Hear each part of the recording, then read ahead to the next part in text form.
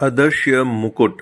बहुत समय पहले की बात है। काशी के पास एक छोटे से गांव में एक राजा रहता था जिनका नाम राजा हरिश्चंद्र था। उनके पास एक अदृश्य मुकुट था जिसे पहनने वाला अदृश्य हो जाता था।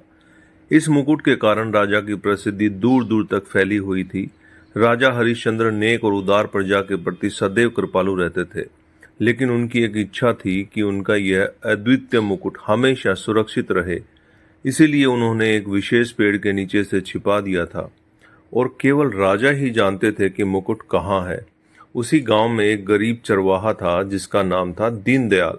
दीनदयाल की इच्छा थी कि काश उसके पास भी पर्याप्त धन दौलत हो तो वह अपने परिवार की बेहतर देखभाल कर सके। एक दिन जंगल में भेड़ों को चराते समय दीनदयाल की नजर उस विशेष पेड़ पर पड़ी और वह थकान मिटाने के लिए वहां आराम करने लगा।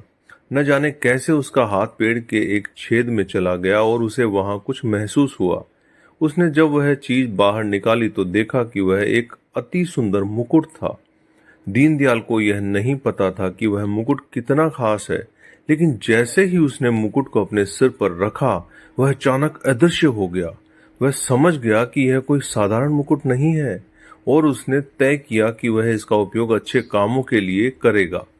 कई दिनों तक दीनदयाल ने अदृश्य रहकर गांव के लोगों की मदद की।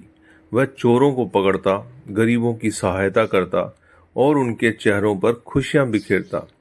लेकिन उसने अपनी इस खासियत को कभी किसी से प्रकट नहीं किया।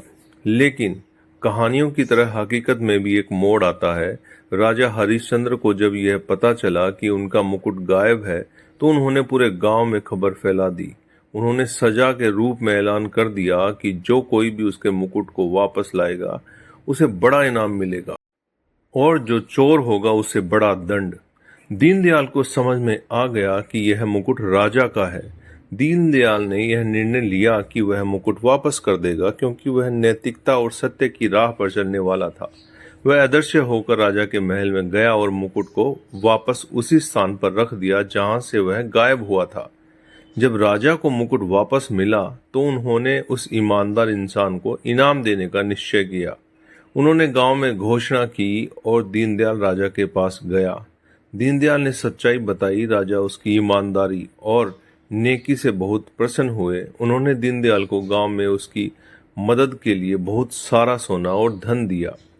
इस कहानी के द्वारा हमें सीख मिलती है कि सत्य और नैतिकता का मार्ग हमेशा हितकारी होता है और अंततः विजय हमेशा सत्य की ही होती है। तो दोस्तों, ये आपको कैसा लगा नीचे कमेंट करके बताएगा। नहीं है तो चैनल को सब्सक्राइब कीजिएगा, शेयर कीजिएगा। आप सभी लोगों का तहे दिल से बहुत बहुत धन्यवाद।